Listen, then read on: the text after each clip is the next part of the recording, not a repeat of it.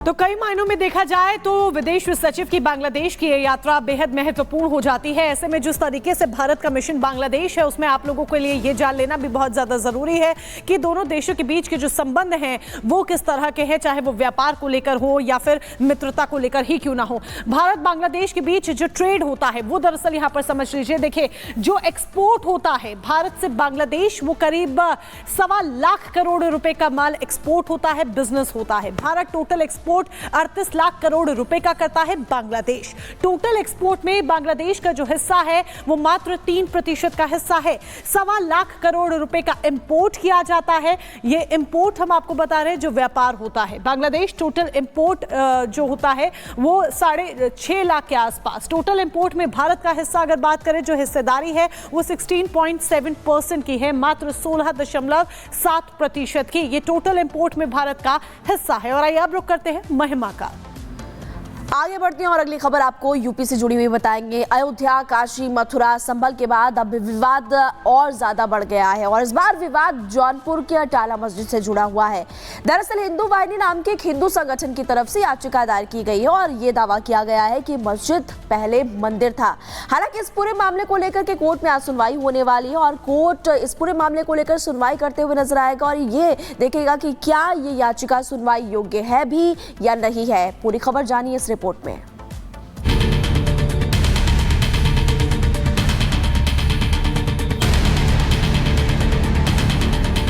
UP के जौनपुर में यही अटाला मस्जिद है जिसका विवाद हाई कोर्ट पहुंचा और मस्जिद की जगह मंदिर होने का दावा किया गया। इससे पहले इसी साल मई में जौनपुर जिला कोर्ट इस केस की सुनवाई का आदेश अब दे चुका था, जिसमें हिंदू पक्ष का दावा था अटाला मस्जिद अटाला मंदिर को तोड़कर बनाई गई थी। जिस जगह पर मस्जिद है वहां पहले अटाला देवी का मंदिर था। अटाला देवी के मंदिर का निर्माण 13वीं शताब्दी में कन्नौज के राजा जयचंद्र राठौर ने करवाया था। इसके बाद फिरोज शाह तुगलक ने मंदिर को मस्जिद में तब्दील कर दिया और इसी दावे के आधार पर हाईकोर्ट में मस्जिद के अंदर पूजा अर्चना की मांग की गई। अटाला मस्जिद ASI संरक्षित स्मारक है, जिसके हिंदू मंदिर होने की याचिका जिला कोर्ट में दायर हुई तो मुस्लिम पक्ष हाईकोर्ट पहुंच गया, जहां कहा गया कि विवादित इमारत हमेशा से मस्जिद की रही है, ये कभी दूसरे धर्म के कब्जे में नहीं रही। निर्माण के बाद अटाला मस्जिद में नमाज अदा की जा रही है। हिंदू और मुस्लिम दोनों पक्षों के अपने तर्क हैं, लेकिन अटाला मस्जिद है या मंदिर, ये इलाहाबाद हाई कोर्ट को तय करना है और ये विवाद सुनने लायक है या नहीं। Bureau report, Republic Bharat. Jaunpur के अटाला मस्जिद को लेकर विवाद लगातार जारी है और मस्जिद के निर्माण की अगर बात की जाए, जो दावा किया जा रहा है वो आपको बता दें। 1393 में फिरोज शाह ने इसका निर्माण करवाया था। मस्जिद तुगलक शैली में बनी हुई है। 1408 में इब्राहिम शर्की ने मस्जिद निर्माण पूरा किया था और मस्जिद की अगर बात करें तो 177 फीट के प्रांगण के चारों तरफ पार्श्व तैयार है और इसके हर तरफ ही दरवाजे बने हुए हैं।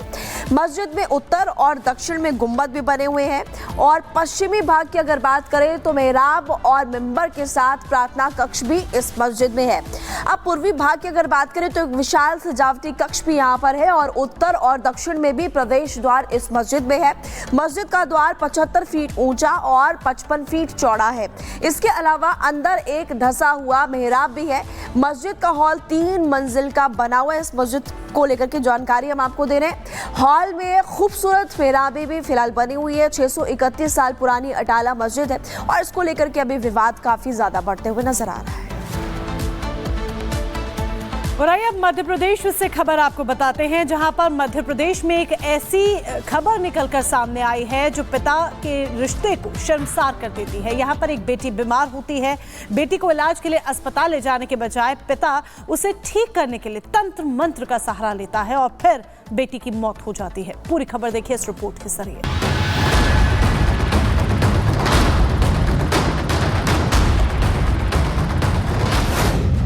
अंधविश्वास ने छीन ली बेटी की सांसें। पिता ने बेटी को मार डाला। वो चीखती रही, पापा मत मारो। मध्य प्रदेश की सीधी जिले में अंधविश्वास के चलते एक पिता ने अपनी ही मासूम बेटी की सांसें छीन ली। मां ने उसे बचाने की कोशिश की, लेकिन पति नहीं माना। घटना के बाद पूरे इलाके में सनसनी फैल गई। वहीं इस मामले में पुलिस ने आरोपी पिता को गिरफ्तार कर मां की शिकायत पर आगे की कार्रवाई अब शुरू कर दी। दरअसल एक 16 साल की मासूम बिटिया की अचानक 3 दिन पहले मानसिक हालत खराब हो गई। ऐसे में बेटी की मां ने इलाज करने की अपने पति से गुहार लगाई, लेकिन पति एक नहीं माना। पिता ने अंधविश्वास में पड़कर जादू टोने के शक को लेकर पहले तो झाड़ फूंक शुरू कर दी और बाद में चिमटा और जूते से लड़की की बेदम पिटाई कर दी। पिटाई भी कुछ इस कदर की कि मासूम बच्ची की जान चली गई। युवती की मां की तरफ से उसमें अपराध पंजीबद्ध कर लिया गया है। युवती के स्वयं के पिता के द्वारा उसकी हत्या की गई। आरोपी गिरफ्तार। इसमें धारा 103 कोष्टक में 1 BNS के अंतर्गत कार्रवाई। बताया जा रहा है कि कुछ दिनों से नाबालिग अजीब हरकतें कर रही थी। अक्सर वो बड़बड़ाती थी और घर छोड़कर भी चली जाती थी। इसे नाराज पिता झाड़ फूंक के जरिए ही ठीक करने का प्रयास करने लगा और आखिरकार अंधविश्वास के चक्कर में नाबालिग की जान चली गई। Bureau report, Republic Bharat. और इसी बीच एक बड़ी खबर सामने आ रही है। DPS स्कूल को बम से उड़ाने की धमकी मिली है। एक बड़ी खबर आपको बता दें कि स्कूल को बम से उड़ाने की धमकी मिली है और पश्चिम बिहार के स्कूल को भी बम से उड़ाने की धमकी मिली। इससे पहले भी इस तरह की खबरें सामने आई थी और मेल के जरिए धमकी दी गई थी। अब देखना होगा कि इस बार धमकी क्या मेल के जरिए दी गई या फिर कॉल आई है। RK पुरम से भी आपको बड़ी खबर बता रहे हैं, स्कूल को धमकी मिली और एक और मामला कुछ ऐसे ही सामने आया। DPS स्कूल को बम से उड़ाने की धमकी। दिल्ली पब्लिक स्कूल है ये RK पुरम में, जिसे बम से उड़ाने की धमकी दी गई है, जिसके बाद पुलिस और भी ज्यादा अलर्ट हो गई है। भारी सुरक्षा व्यवस्था यहां पर कर दी गई है और जांच पड़ताल की जा रही है। कौन है वो जिसने ये धमकी दी है और ये धमकी किस माध्यम से आई है, ये भी जानकारी अभी निकलकर सामने नहीं आ पाई है। अभी जो प्राथमिक डिटेल्स निकलकर सामने आई है, प्राइमरी इंफॉर्मेशन के अकॉर्डिंग आपको बता दें कि दिल्ली का ये RK पुरम में स्कूल है, DPS स्कूल है, जिसे बम से उड़ाने की धमकी दी गई है। GD गोयनका स्कूल में भी बम की धमकी मिली है। तो लगातार इस तरह की वारदातें सामने आ रही हैं और महिमा ये भी जरा ध्यान दीजिए कि ये बम से उड़ाने की जो धमकी मिली है वो एक ऐसे वक्त पर मिली है जब बीते महीनों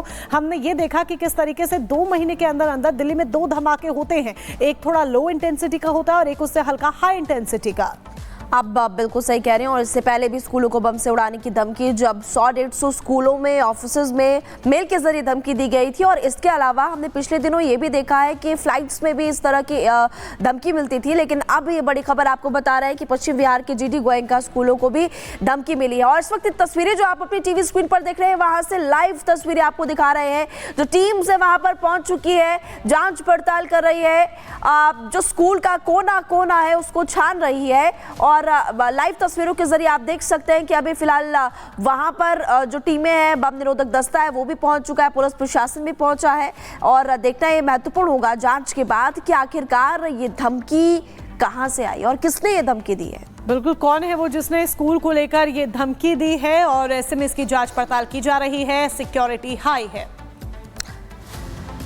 और खबरों में आगे बढ़ते हैं और अगर आप जेवर के इंटरनेशनल एयरपोर्ट से बस आपको जानकारी दे दें कि अगर एयरपोर्ट से आप सुविधा को लेकर के इंतजार करें तो गुड न्यूज़ आपके लिए। बिल्कुल महिमा, ये गुड न्यूज़ लोगों के लिए है। देखिए, अगर आप इंटरनेशनल फ्लाइट लेने के लिए जेवर एयरपोर्ट से इंतजार कर रहे थे तो गुड न्यूज़ इसीलिए क्योंकि ट्रायल शुरू होने जा रहा है और अगर सब कुछ ट्रायल में ठीक रहता है तो जल्द ही यहाँ से कमर्शियल जो फ्लाइट्स हैं वो भी शुरू कर दी जाएगी। रिपोर्ट देखिए।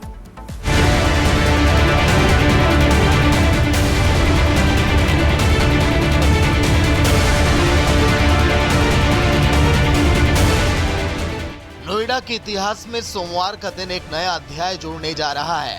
नोएडा इंटरनेशनल एयरपोर्ट पर पहली बार विमान का ट्रायल होगा। आज सुबह 11 बजे जेवर एयरपोर्ट पर पहली बार विमान लैंड करेगा और फिर टेक ऑफ करेगा।